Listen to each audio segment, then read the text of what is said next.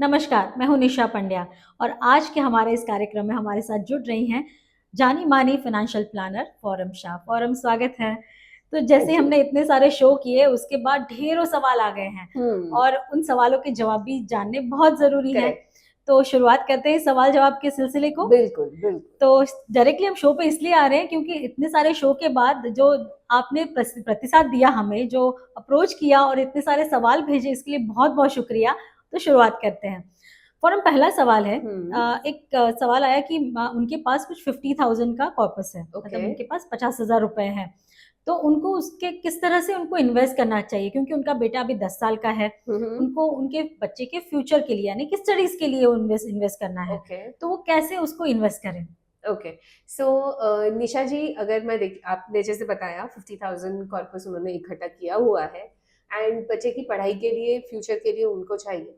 सो अगर अभी उनका बेटा या बेटी जो भी है वो 10 years ओल्ड है तो जाहिर सी बात है कि ये पैसे उनको अगले 7-8 साल के बाद ही लगेंगे अगर हम हायर एजुकेशन के बारे में बात करें तो। बिकॉज कॉमन अपना मेट्रिकुलेशन मतलब एसएससी वगैरह तो नॉर्मल रूटीन इनकम से हो जाएगा। हायर एजुकेशन के लिए उन्हें ये पैसे निवेश करने हैं। तो 50,000 अगर हम 7 या 8 years के माध्यम के बाद देख रहे हैं, समय काल के बाद देख रहे हैं, तो बेशक हम इसे इक्विटी में डाल सकते हैं। इक्विटी मतलब अगर वो कंफर्टेबल नहीं है, इक्विटी में रिस्क लेना नहीं चाहते हैं, तो हम इक्विटी म्यूचुअल फंड मतलब डायरेक्ट इक्विटी नहीं करके इक्विटी म्यूचुअल फंड के माध्यम से वो पैसे निवेश कर सकते हैं। एंड पूरे 50,000 एक साथ उन्हें अगर ना डालने हो तो छोटी छोटी किश्त में वो डाल सकते हैं। म्यूचुअल फंड्स जो है वो सिस्टमैटिक ट्रांसफर प्लान की एक सुविधा देते हैं, जहां यदि हमारे पास एक लमसम पैसे हैं एंड हमें एक साथ इक्विटी फंड में नहीं डालना है, तो हम म्यूचुअल फंड की जो दूसरी कैटेगरी होती है लिक्विड फंड, उसमें हम निवेश करते हैं एंड उसमें से प्रति माह और व्हाटएवर फ्रीक्वेंसी हम डिसाइड करें, वीकली चाहिए या मंथली चाहिए, वो पैसे हम इक्विटी फंड में ट्रांसफर कर सकते हैं। मतलब एसआईपी काफी प्रचलित है। एसआईपी तो हर किसी ने सुना ही होगा, जहां पे हमारे बैंक अकाउंट में से हर महीने एक फिक्स्ड अमाउंट हमें जिस डेट पे सिलेक्ट की होती है उस डेट पे निवेश हो जाती है। सिमिलर फंडामेंटल्स पे ही ये वर्क करता है। अच्छा। मगर द थिंग इज कि पैसे बैंक अकाउंट से नहीं जाते, हमारे लिक्विड फंड से जाते हैं। हमारे पास जो कि 50,000 एक जमा पूंजी है ऑलरेडी, वो हम लिक्विड फंड में डाल दें और वहां से एवरी मंथ किश्त करें if they are not comfortable in putting the money at one go in a particular equity. लेकिन वो फिर 50,000 वो लॉक हो जाएंगे, वो वहां से ले नहीं पाएंगे और उसमें से चाहिए वैसे वो निवेश कर पाएंगे। लॉक नहीं होते हैं हाँ, वो। वही मैं जानना चाह रही okay, so this does not get locked.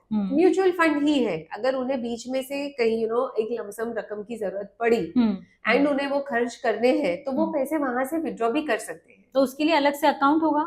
नहीं, एक ही म्यूचुअल फंड होता है। अच्छा। ओके, सो लेट मी से कि म्यूचुअल फंड काम कैसे करते हैं। सबसे पहले हम वहां पे आते हैं। ठीक है। जब म्यूचुअल फंड में हमें निवेश करना है तो म्यूचुअल फंड में हम निवेश नहीं करते। सबसे पहले ये हमें ध्यान में रखना है। म्यूचुअल फंड के माध्यम से हम डिफरेंट असेट क्लासेस में निवेश करते हैं। ओके, मान लीजिए म्यूचुअल फंड के माध्यम से हमने किसी कंपनी के मतलब अलग अलग कंपनीज के इक्विटी शेयर्स खरीद लिए, that is a diversified equity fund. Okay, mutual fund के माध्यम से हमने कॉर्पोरेट बॉन्ड्स खरीदे या गवर्नमेंट सिक्योरिटीज में हमने निवेश किया, तो ये डेट म्यूचुअल फंड्स हो गए।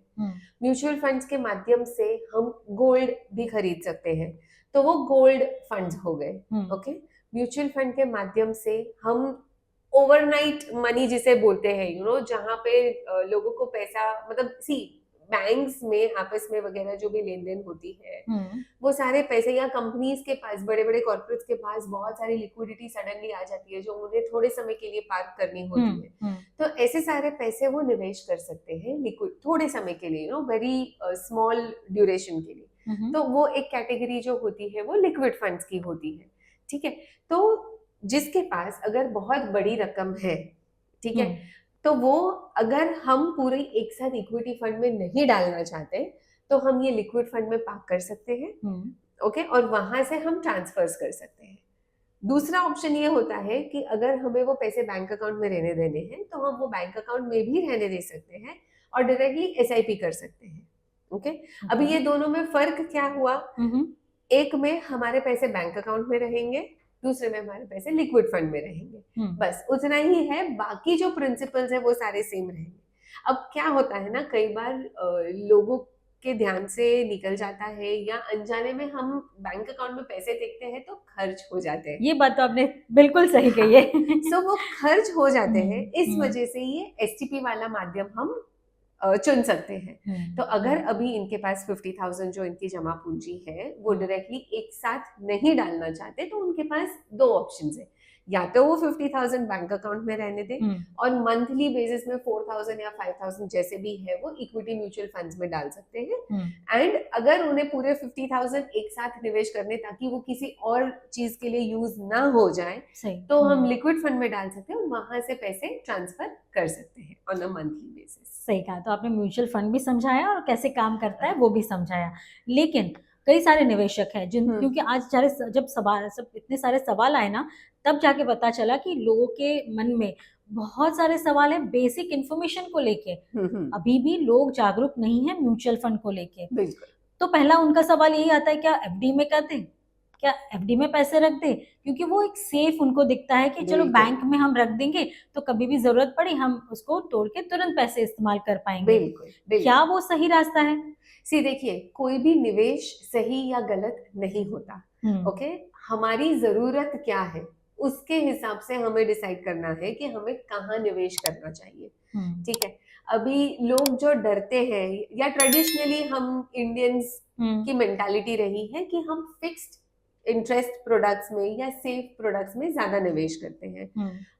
हमारे बुजुर्गों ने या हमारे पेरेंट्स या ग्रैंड पेरेंट्स ने जब भी उन्होंने पैसे कमाने शुरू किए, धीरे धीरे जब पूंजी जमा हुई, तो डेफिनेटली उनका माइंडसेट ये था कि हमने इतनी मेहनत से पैसे कमाए हैं तो वो सेफ रहने चाहिए, आगे की जनरेशन को काम आने चाहिए। इस वजह से वो तभी फिक्स डिपॉजिट्स में निवेश करते थे ताकि एटलीस्ट प्रिंसिपल सेफ रहे। ठीक है, तो इसका मतलब ये नहीं है कि एफडी ही सही है या एफडी गलत है। हमारी जरूरतें क्या है उसके हिसाब से हमें निवेश करना चाहिए। अभी मान लीजिए कोई आके मुझे कहता है कि अगले 6-7 महीने में मुझे एक्स अमाउंट की जरूरत है, अभी फिलहाल मेरे पास है उतने पैसे, मगर फिलहाल मुझे उसको यूज नहीं करना है, 6-7 मंथ्स के बाद चाहिए, तो क्या मैं इक्विटी फंड में निवेश करूं? तो मेरा आंसर नो रहेगा। Okay, 6-7 months की कालावधि is a very short period for equity funds or an equity scripts, direct equity, because market में उतार चढ़ाव होते हैं। हमारे जब भी हम पैसे कमाते हैं या पैसे निवेश करते हैं या बचाते हैं, जो भी करते हैं वो हमारे फ्यूचर यूज के लिए पैसे रखते हैं, राइट? अगर फ्यूचर यूज जब भी करना है तभी ही वो पैसे हमारे काम नहीं आएंगे, तो फिर ये निवेश करके कोई अर्थ नहीं बनता, राइट? सो हमें क्या समय के बाद वो पैसे चाहिए, कितना ये चाहिए और हमारे पास कितना ड्यूरेशन है इन्वेस्ट करने का, उसके बेसिस पे से हम प्रोडक्ट डिसाइड करेंगे। यदि 6-8 महीने है या साल भर 1.5 साल में पैसे चाहिए तो fix deposit is a very good option. भले हमें रिटर्न्स उसमें इक्विटी मार्केट से कम मिलेंगे, equity as an asset class से कम मिलेंगे, मगर हमारे पैसे सेफ रहेंगे। We will not have sleepless nights कि जब भी मुझे चाहिए होंगे तभी मुझे मिलेंगे या नहीं मिलेंगे, बिकॉज इक्विटी मार्केट की वोलेटिलिटी कोई प्रेडिक्ट नहीं कर सकता। ये आपने सही समझाया। वहीं पे एक सवाल और आता है, क्योंकि अगर हम फिक्स डिपॉजिट ब्रेक करें तो शायद एक आध दिन नहीं या 1 घंटे में भी पैसे आ जाते हैं, लेकिन क्या म्यूचुअल फंड में भी ऐसा तरीका है कि हमने आज अगर ब्रेक किया या आज हमने वो स्टॉप किया और हमने रिडेम्पशन के लिए डाला, तो क्या हमें कितने जल्दी से जल्दी वो हमें पैसे मिलेंगे? देखिए, म्यूचुअल फंड में जब हम निवेश करते हैं, अलग अलग प्रकार की स्कीम्स होती है या अलग अलग कैटेगरीज है, जैसे मैंने बताया। इक्विटी म्यूचुअल फंड होते हैं, डेट बेस्ड म्यूचुअल फंड्स होते हैं, गोल्ड बेस्ड फंड्स होते हैं, लिक्विड फंड्स होते हैं, एंड कई बार ये सारों के कॉम्बिनेशन भी होते हैं। ओके, एंड जो सेटलमेंट जिसे हम बोलते हैं, मतलब अगर हमने रिडेम्पशन दिए, हमने जो पैसे निवेश किए हैं वो हमें वापस चाहिए, तो हमने उनको इन्फॉर्म किया। Usually depending on the type of the category जो है, उसके बेसिस पे से वो पैसे रिटर्न आते हैं। ओके, थोड़े समय पहले तक T+3 मतलब T मतलब ट्रांजैक्शन दिन, डेट जिस दिन हमने ट्रांजैक्शन किया है, प्लस 3 डेज लगते थे पैसे आने के लिए, मगर धीरे धीरे वो कम होते जा रहा है। and SEBI and RBI are all working towards a very real time settlement जिसे हम कहते हैं उस पीरियड पे जाना है, उस फेज में जाना है। बट फिलहाल ऐसा है कि अगर हम रिडेम्पशन करते हैं तो मैक्सिमम 1 या 2 दिन में पैसे आ जाते हैं।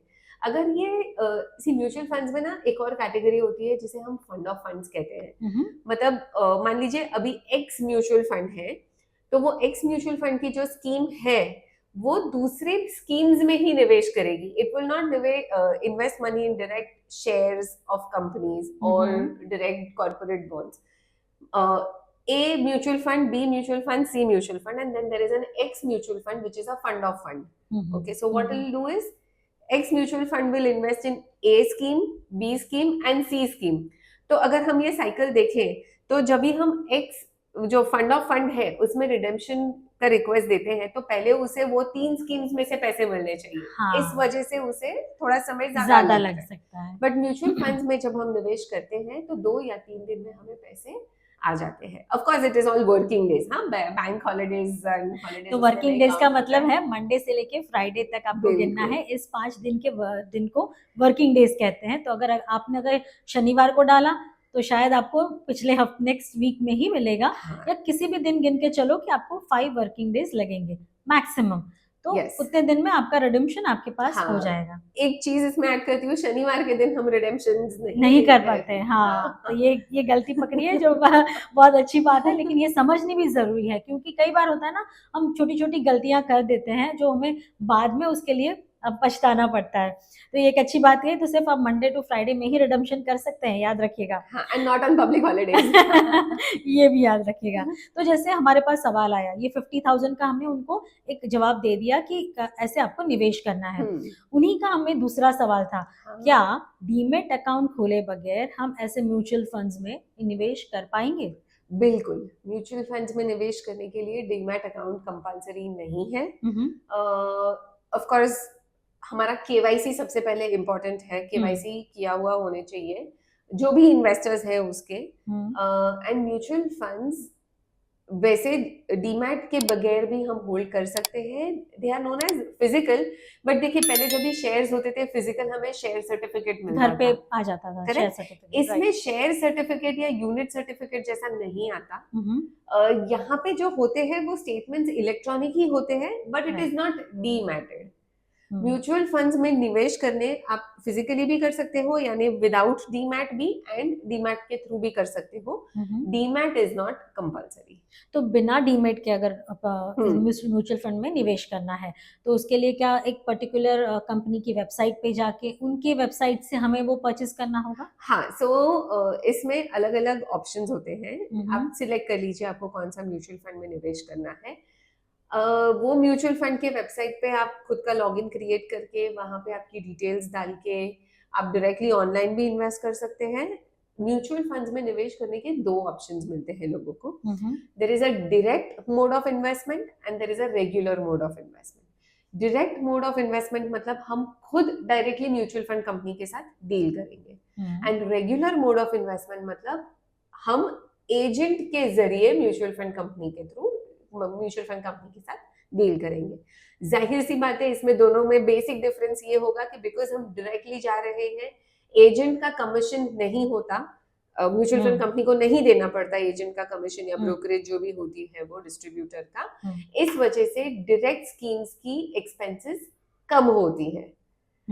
रेगुलर स्कीम्स में बिकॉज एजेंट्स या ब्रोकर्स इन्वॉल्व होते हैं तो उन्हें कमीशन देना पड़ता है, तो एक्सपेंसेस थोड़े ज्यादा होते हैं। These are very minute differences, but compounding करके हम over a long period of time वो रिटर्न्स पे इम्पैक्ट कर सकते हैं। अभी जब कोई लेमैन है, कोई नया इंसान है जिसे म्यूचुअल फंड के बारे में कोई समझ नहीं है, but they are tech savvy, उन्हें ऑनलाइन डिजिटली सब ट्रांजैक्शंस करने आते हैं, तो स्कीम सिलेक्ट कीजिए। फिर वो पर्टिकुलर कंपनी जो भी म्यूचुअल फंड कंपनी है उनकी वेबसाइट पे जाके, आज हर कोई ऑनलाइन ऑप्शन इन्वेस्ट करने का ऑप्शन देता है, आप सिलेक्ट कीजिए। आपको डायरेक्ट ऑप्शन में सिलेक्ट करना है जो भी स्कीम आपको चाहिए, वेदर आपको ग्रोथ चाहिए या IDCW यानी डिविडेंड वाला ऑप्शन चाहिए, वो सब आप सिलेक्ट कीजिए, आपकी बैंक डिटेल्स दीजिए, KYC है कि नहीं उसका आप कंफर्मेशन दीजिए, and your investments will be sorted. KYC मतलब आपका आधार कार्ड अपडेटेड होना चाहिए वहां पे, हाँ, पैन मतलब कार्ड, आधार कार्ड पैन सारे। कार्ड, आधार कार्ड, वो सारे डॉक्यूमेंट्स देके केवाईसी की जो फॉर्मेलिटी है वो आपने करनी चाहिए। मतलब जब भी आप पैन कार्ड उनको रजिस्टर देंगे, फर्बिश करेंगे, तभी वो ये चेक करके बता सकते हैं कि केवाईसी हुआ है या नहीं हुआ है, देन व्हाटएवर आगे जो प्रोसीजर आती है वो आपको करनी पड़ेगी। वैसे तो सो क्लियर, डायरेक्टली हाँ। भी इन्वेस्ट कर सकते हैं, डीमैट की जरूरत नहीं है। तो ये एक भी टेंशन खत्म हो गई कि आपको डीमैट अकाउंट खोलने की जरूरत नहीं है। लेकिन अगर हाँ, आप एजेंट के थ्रू जाते हैं तो आपकी हेडेक थोड़ी कम हो जाएगी। हाँ, थोड़ा सा डायरेक्टली फर्क जाओगे है। तो आपको रिसर्च करना पड़ेगा, क्योंकि एक एजेंट के पास, या हम कह सके पर्सनल फाइनेंस जो प्लानर हैं, उनके पास वो डिटेल रहती है, उन्होंने वो रिसर्च किया हुआ होता है। जबकि आप खुद डायरेक्ट जब निवेश करते हो तो आपको भी उतना अवेयर होना चाहिए। आपको बिल्कुल रिसर्च करके ही निवेश करना है। किसी के कहे पे या किसी फ्रेंड ने बोल दिया, कहीं पे आपने पढ़ लिया, तो निवेश नहीं करना है। बराबर जान के पहचान के फिर ही निवेश करना है। बिल्कुल बिल्कुल। अरे जो अब मेरे ख्याल से उनको प्रश्न क्लियर हो गया होगा कि 50,000 उनको कैसे निवेश करने हैं। तो अगर आपका लॉन्ग टर्म गोल है, मतलब आपके बच्चे की पढ़ाई का गोल है, तो आपको लॉन्ग टर्म, आई थिंक 7 से 8 या 10 साल के लिए निवेश करना चाहिए, ताकि आपके पास अच्छा खासा कॉर्पस हो और अच्छा रिटर्न भी मिल पाए। बिल्कुल। नया जो सवाल आया है वो तो अभी हॉट एंड हैपनिंग है, ओके। गोल्ड। हाँ। बहुत सारे सवाल आए और उसको मैंने कंपाइल करके एक दो Okay. सवाल में ले आई हूँ मैं यहाँ पे। तो है, जो गृहिणियां पूछ रही थी वो थी कि गोल्ड में निवेश करें कि नहीं करें। ये प्राइस देके तो उनकी तो आंखें चौंधिया गई हैं कि भाई इतने में तो हमें कोई लेके भी नहीं देगा, अब Correct, इतना बिल्कुल। महंगा सोना खरीदे कैसे। और दूसरा जो प्रोफेशनल है उनका कुछ अलग अप्रोच बन रहा है। तो Okay. गोल्ड एक कह सकते हैं ना, इंडियंस के लिए एक सेंटिमेंट वैल्यू रखता है। बिल्कुल बिल्कुल। उसमें निवेश कैसे करना चाहिए? ऐसी देखिए, गोल्ड दो तरीके से हम उसे देखेंगे। सबसे पहले तो जैसे कि आपने शुरुआत की गृहिणियों से, ओके, गोल्ड का जो है हमें सबसे पहले एंड यूज क्या है वो जानना है। Okay, whether you want to use it for personal use या आपको उसको इन्वेस्टमेंट के तरीके से रखना है। ठीक है, अगर आप पर्सनल यूज के लिए यूज करना चाहते हैं, मान लीजिए आपको बेटी की शादी के लिए या बेटे की शादी के लिए गोल्ड इकट्ठा करना है, तो आप फिजिकल गोल्ड में निवेश कर सकते हैं। लेकिन अगर वो शॉर्ट टर्म में करना है, राइट? हाँ, अगर तुरंत 6 महीने 1 साल में शादी है तो ही फिजिकल गोल्ड लेना है। बिल्कुल बिल्कुल। दूसरा ऑप्शन ये है कि आप गोल्ड को म्यूचुअल फंड के जरिए, म्यूचुअल फंड के माध्यम से, ETFs के माध्यम से या बॉन्ड्स के माध्यम से निवेश कर सकते हैं गोल्ड में। Okay, now gold as an asset class जिसे हम कहते हैं, it acts in two ways, it adds a balancing factor to your portfolio. Okay, and दूसरा जो है वो it's a very good hedge against the volatility. इसका मतलब क्या हो गया, ट्रेडिशनली हमने ऐसे देखा है कि जब भी वॉर लाइक सिचुएशन होती है या इकोनॉमिक क्राइसिस बढ़ने वाले हो सकते हैं, ऐसे लगता है लोगों को, जब तब लोग गोल्ड में निवेश करना प्रेफर करते हैं। ओके, एंड शायद फिलहाल जो है हम वही सिचुएशन से गुजर रहे हैं with Iran, Israel, Russia, Ukraine, which is going since a very long time. So there is a lot of uncertainty when we say political uncertainty है, economic uncertainty है। इस वजह से शायद लोग गोल्ड में निवेश करना ज्यादा प्रेफर कर रहे हैं। ऐसा भी सिचुएशन है कि कई सारे कंट्रीज की सेंट्रल बैंक्स भी गोल्ड में निवेश कर सकती, that is the reason why we are seeing a good huge increase or a rally in the gold price. अभी ये कोई तो प्रेडिक्ट कर नहीं सकता। जो गृहिणियों की जरूरत है, ठीक है, अगर किसी को कोई ज्वेलरी बनानी है, मतलब पेंडेंट चाहिए या इयररिंग्स चाहिए, तो definitely physical gold he is an option. You can not be telling that person के अभी आप बॉन्ड ले लो, बॉन्ड जब खत्म हो जाएंगे तभी जाके, या बॉन्ड तो आप गले में तो घूम नहीं सकते, राइट? तो गोल्ड में जब भी हमें निवेश करना है तो we have to be very very clear in our minds कि ये निवेश के लिए है या पर्सनल कंजम्पशन के लिए है। ठीक है, डिफरेंट ऑप्शंस तो है। अगर आप फिजिकल गोल्ड लेना चाहते हैं फॉर मैरिज और सम अदर पर्पस और व्हाटएवर इज द रीजन, सिर्फ आप ये ध्यान रखिए कि उसको स्टोर करना, उसकी देखभाल करना, सेफ्टी वगैरह के इश्यूज आप ध्यान में रख के फिर ही फिजिकल गोल्ड में निवेश कीजिए। यदि आप सेल्फ कंजम्पशन के लिए यूज करना चाहते हैं तो definitely please go ahead and pick up. But अगर आप इन्वेस्टमेंट के तरीके से गोल्ड में निवेश करना चाहते हैं तो गोल्ड फंड्स, ईटीएफ्स या सॉवरेन गोल्ड बॉन्ड्स, जिसे एसजीबीज कहा जाता है, ये गवर्नमेंट ऑफ इंडिया के द्वारा मिलता है। It's a bond issued by the RBI. और आजकल बैंक्स भी खुद ऑनलाइन प्रमोट करती हैं, करेक्ट, जिससे हम खरीद सकते हैं। यस, ये जो एसजीबीज है इसकी इश्यूज ओपन होते हैं हर थोड़े थोड़े समय में, तो आप निवेश कर सकते हैं। It's a good product. I think 8 years का इसका टेन्योर होता है, इसमें 2.5% इंटरेस्ट भी मिलता है, एंड इसमें जो भी अप्रिसिएशन होता है उस पे फिलहाल के हिसाब से कैपिटल गेन्स टैक्स नहीं लगता। अच्छा, तो ये एक अच्छा टूल है हाँ, for yes, investment. Yes. Okay, तो ये सॉवरेन गोल्ड बॉन्ड के माध्यम से भी आप निवेश कर सकते हैं in gold if you want to take it as a diversification in your portfolio. तो these are the options that are available. तो कई गृहिणियां या कई लोग यही भी पूछेंगे जो इन्वेस्टर हैं कि भाई कम होगा, गोल्ड का प्राइसेस नीचे आएगा। वो तो सी देखिए, मार्केट तो कोई कभी कुछ प्रेडिक्ट कर ही नहीं सकता। What we can do is we can look at our internal requirements. हमारे जरूरतें क्या है उसके हिसाब से डेफिनेटली हमें निवेश करना चाहिए। अगर पोर्टफोलियो को बैलेंस करना है तो लगभग 5 to 10% of your portfolio should have gold if it is an investment based diversification. तो जो हम पहले से बात करते आए हैं कि आपका पोर्टफोलियो डाइवर्सिफाइड होना चाहिए, आपको कितने परसेंटेज कहाँ पे लगाने हैं वो आपको क्लियर होना चाहिए। बिल्कुल। सो वो जो है आपकी जरूरतों के हिसाब से डिसाइड होना चाहिए, but as a you know what we say as a question to volatility हम गोल्ड उसमें ऐड कर सकते हैं about 5 to 10% of the portfolio. तो ये तो अब तक की चर्चा रही, बहुत सारे सवाल थे। एक अभी आज के एपिसोड का मैं आखिरी सवाल पूछना चाहूंगी। बहुत सारे नए इन्वेस्टर्स आ गए मार्केट में, मार्केट को देखिए जिस तरह से भाग रहा था उसी तरह से गिरा है। मतलब ये वॉलेटिलिटी तो रहने ही वाली है, इक्विटी मार्केट की वॉलेटिलिटी कोई भी प्रेडिक्ट नहीं कर पा रहा है। जी बिल्कुल। लेकिन जो नए एंथुसियास्टिक पर्संस हैं जो इन्वेस्ट करना चाहते हैं, जो नए फाइनेंशियल ईयर के साथ साथ नए इन्वेस्टर्स जो जुड़ रहे हैं, उनके लिए आपकी सलाह क्या होगी? सबसे पहले तो सलाह ये रहेगी कि लोगों के कहने पर इन्वेस्ट ना कीजिए। पीयर प्रेशर में आके इन्वेस्ट नहीं करना है हमें ये दिखना है कि हमें पैसे किस चीज के लिए लगने वाले हैं एंड कितने समय के बाद हमें वो पैसे चाहिए होंगे। मान लीजिए अभी कोई यंगस्टर है जिसने नया नया जॉब मिला है and they just started earning और उन्हें निवेश करना है, तो आप पहले डिसाइड कीजिए कि आप जो पैसे निवेश कर रहे हैं उसका एंड यूज आप क्या करेंगे। थोड़ा डिफिकल्ट लगता है but this is the right time when you are starting is the right time to scratch your brains, put pressure, brainstorm करो and decide करो कि आपको किन किन चीजों के लिए आपको पैसे बचाने हैं। आपके एस्पिरेशंस क्या है। किसी को वर्ल्ड टूर करनी होगी, किसी को बड़ी गाड़ी लेनी है, किसी को घर लेना है खुद के लिए, या किसी को खुद की शादी के लिए निवेश करना है। so these can be the goals, किसी के लिए एक आईफोन खरीदना भी एक गोल हो सकता है, राइट? तो आप गोल्स डिसाइड कीजिए और कितने समय के बाद आपको ये सारी चीजें करनी है वो डिसाइड कीजिए। उसके बाद आप इन्वेस्टमेंट का जरिया डिसाइड कीजिए।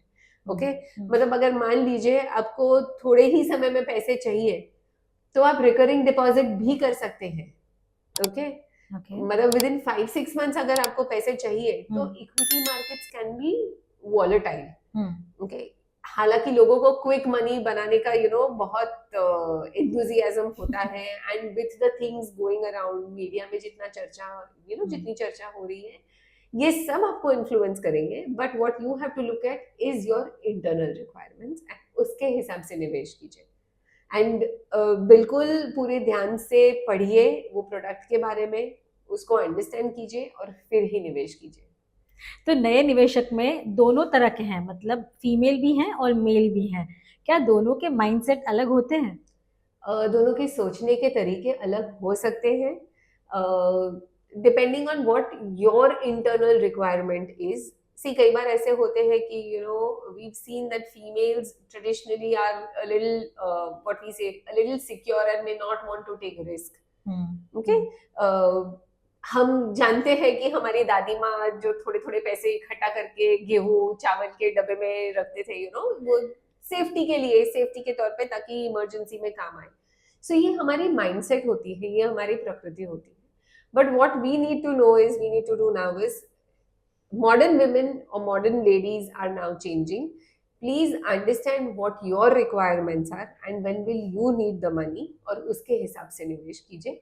रिस्क एपेटाइट आपकी क्या है, you know, ask yourself a question कि यदि जो आपने पैसे निवेश किए हैं, यदि मार्केट 50% से भी गिरती है, अगर आपने इक्विटी मार्केट में निवेश किया है और आपके पैसे हाफ हो जाते हैं, what will be your reaction to it?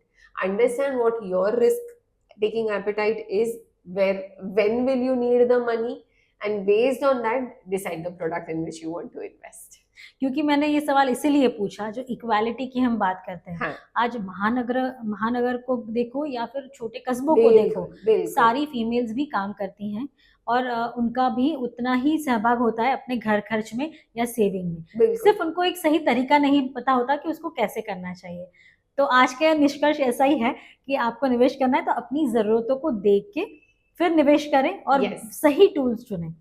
Financial planner के थ्रू चुने तो ज्यादा अच्छा है, ताकि आपका हेडेक कम हो, लेकिन डायरेक्ट भी आप इन्वेस्ट कर सकते हैं। बिल्कुल। बहुत बहुत शुक्रिया फोरम, बहुत अच्छा लगा आज बातचीत करके। बहुत सारे सवाल के जवाब हमने दे लिए हैं, लेकिन हाँ, आने वाले दिनों में और कुछ नए सब्जेक्ट हम लेके आएंगे और अपेक्षा करते हैं आप भी हमें और गाइड करते रहेंगे आगे। बिल्कुल, it's pleasure is all mine. Thank you so much forum. Thank you.